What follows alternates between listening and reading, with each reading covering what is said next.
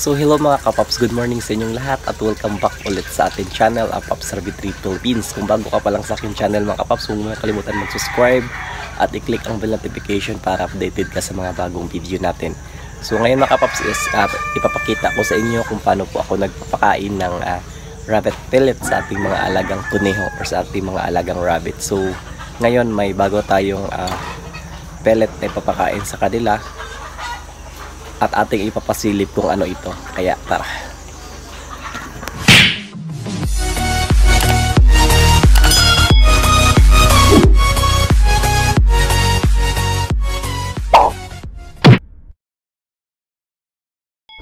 Yun nga mga kapaps, no? Uulitin ko, meron po tayong dalawang ng Philmico kids.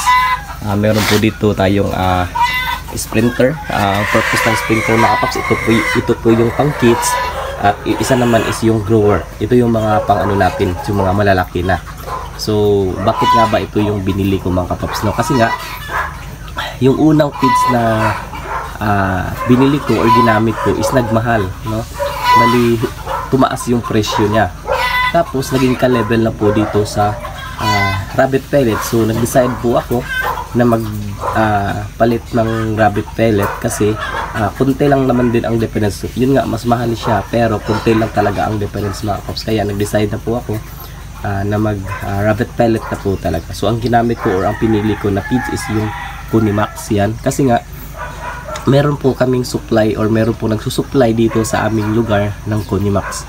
So shout out ko si LMC Rabbit Farm or yung si Sir Jong. So sila po ang nagbibenta ng ganitong feeds or pellet dito sa Kulaman, Senator Ninoy Aquino. Sila po ang nagsusupply sa bawat rabbitan dito. So hindi na po ako magkakaproblema kung bibili po ako ng rabbit pellets kasi nga meron pong supply. At sa Philmico, yun, ang Philmico naman din is umakyat nga din sila dito or pumupunta nga din sila dito para mag-supply ng mga feeds kasi marami po silang uri ng feeds, no? Philmico baka naman. So tapos titingnan po natin yung loob ng sprinter at saka grower. So magkaiba po sila mga kapaps, no? Ang sprinter po is kasi binuksan ko kasi mga kapaps, no, kasi nagkuha po ako ng pellet kasi magpapakain po sana ako ngayon. Kaso iba-vlog muna natin bago tayo magpakain sa ating mga alagang rabbit para makakaroon po kayo ng idea, no? At ma-share ko din sa inyo kung ano yung maganda. Kung maraming Philmico sa inyo guys or mga kapaps, yun na yung bibilhin nyo kasi maraming supply ng Philmico. So yan, ito yung sprinter mga kapaps. Pag sprinter is maliliit yung hibla o yung maliliit yung grano nyo mga kapaps, no? Kasi nga for kids, no, pang kids po ito. Tapos ang grower naman mga kapaps is malalaki. Yan, napapansin niyo, malalaki yung pagkabilog niya compare natin dito sa sprinter. So yun yung pinagkaiba mga kapaps, no? At ang price naman ay hindi tataas ng 1,000 mga kapaps. Yan, estimated ko lang is nasa 800 hanggang 900. So nakadepende na rin yan sa lugar ninyo kung magkano yung ibibinta nila o magkano yung bawat kilo ng rabbit pellet nila. So sa amin dito okay na kasi nga yung isang unang brand na ginamit ko talaga mga kapaps na maganda yun pero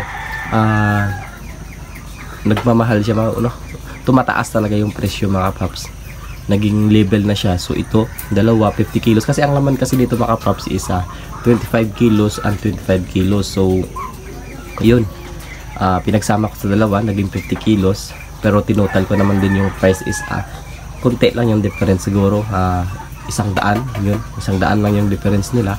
So hindi ko na kaya nag-decide talaga ako na mag-change na talaga ng rabbit pellet.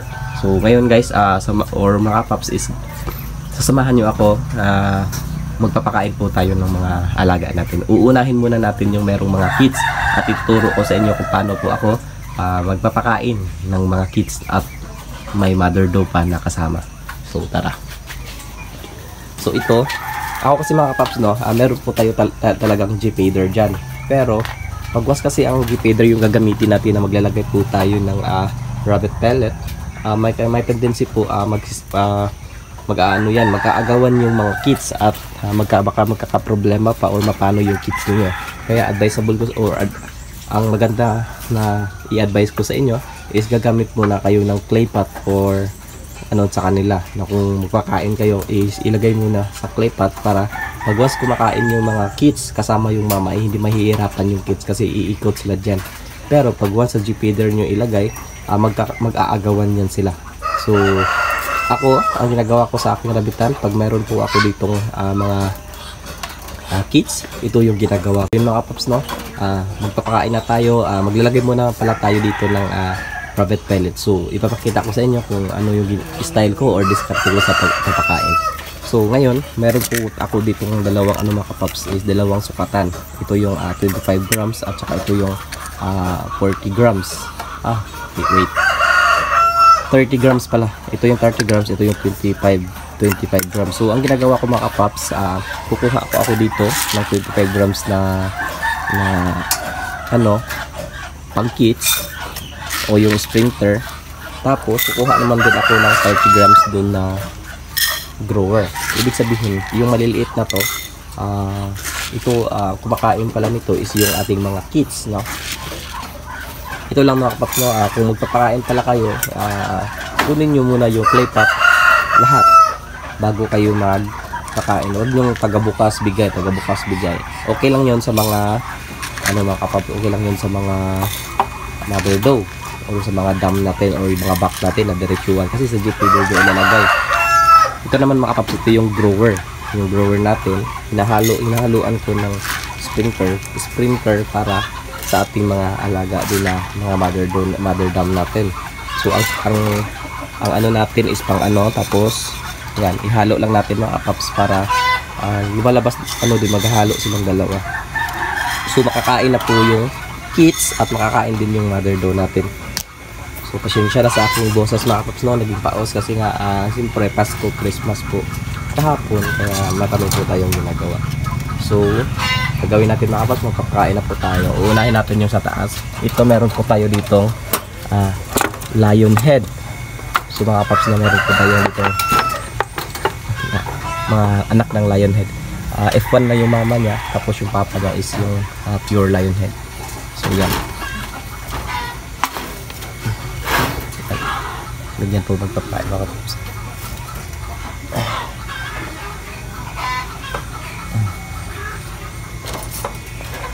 So yan, kumakain na po sila. Dito naman itong tatlo. Taas muna tayo mag-uumpisa mga kapaps, no? Ganun lang po diskarte ko sa pagpakain mga kapaps para po yung kids is makakain talaga. Yun nga, pag sa G feeder nyo nga ilagay is magkakaproblema po kayo. So kung nagpapakain ako mga kapaps, no, is inuuna ko muna yung mga my kids bago ako nagpapakain ng mga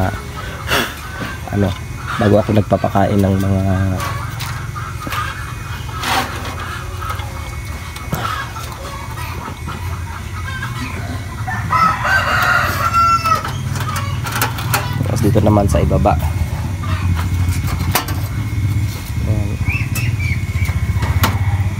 Kainan na.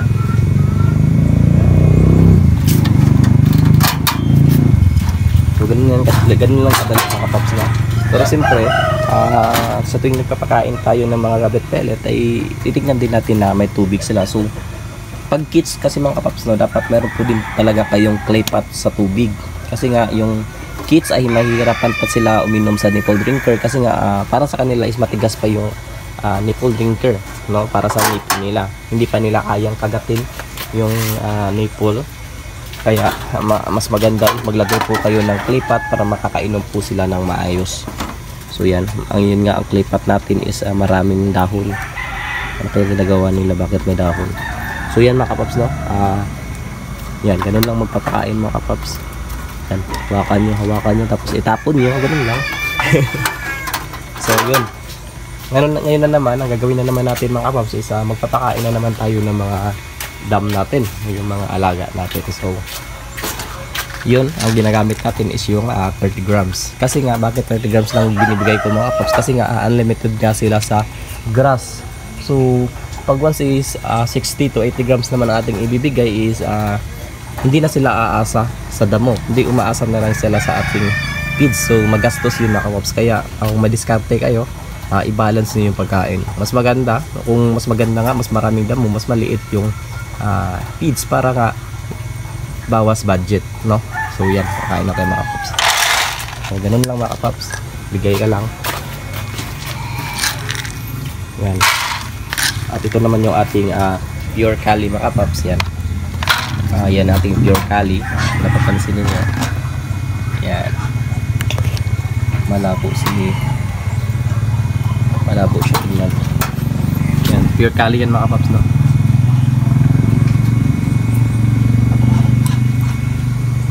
Ito naman yung ating pure Palomino, saka sa dulo pure Cali. So magbibigay tayo ng pakain. Yun pa rin, same pa rin karami mga paps, is nasa 30 grams yung ibibigay natin. Tapos yung mga maliliit natin na around 2 months and half, ang binibigay ko is grower siya pero nasa 25 grams lang mga paps. So yan. Kasi nga, pag yun nga, uulitin ko nga, pag once madami yung feeds, is aasa na sila sa feeds at hindi na sila aasa sa binibigay mong damo. Kaya minsan hindi nila kinakain yung grass mo. Kasi nga, kung magpakain po kayo ng rabbit pellet, is ang dami. Kaya nagkakaroon ng ganun, no? Na parang hindi na sila kakain ng damo kasi nga doon na sila aasa sa binigay mo na rabbit pellet. So pag sa mga mother doe naman, bibigay natin is yun, ano pa din, 30 grams. Tapos sa taas is yung feeds, 3 months is yun pa ibibigay natin is nasa 25 grams. Kasi nga hindi pa sila masyadong kumain, no? So automatic ang ibibigay natin is yung so mother doe, ibigay natin yan doe, tapos is so ibibigay natin tunan yung may anak. Yun lang, basa yung ano niya. May anak is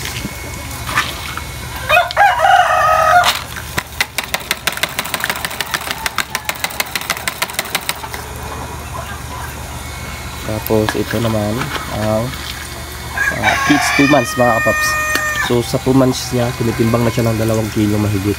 So napakaganda po ng reduce na ating F1 Cali. So dito sa mga mother, so dito so yan, kabila din. Tapos sa back din natin mga kapaps is yun ang lion Jersey Woolly, matanda na yan pero 25 grams lang. Ang gora natin 8 grams, local MZ 30 grams, F1 2 months old 25 grams, yung ating tawag nito lion head na 25 grams, at yung ating F1 Cali is nasa 30 grams. So ganun po magganun ng pakain mga paps.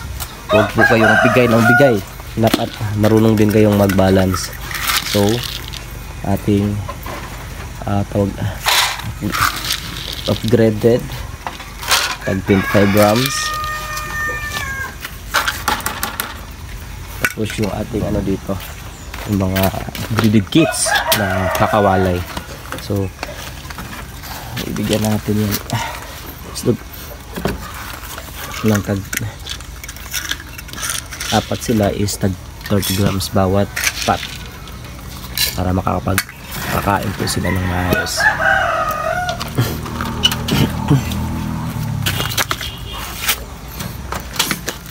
Pero maganda nga din Paps is yung Integra 3 ihalo nyo dito sa rabbit pellet para hindi talaga masyadong mano sa bulsa, no?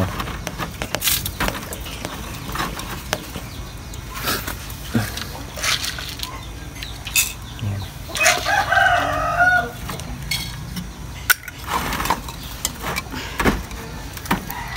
So yung ating F1.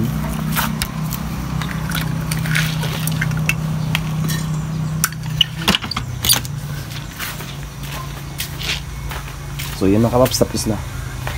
At lahat sila makakain na. Okay, good. So yun mga kapaps, nakakain na silang lahat at maraming salamat po sa walang sawang pag-support sa ating channel. So bye bye!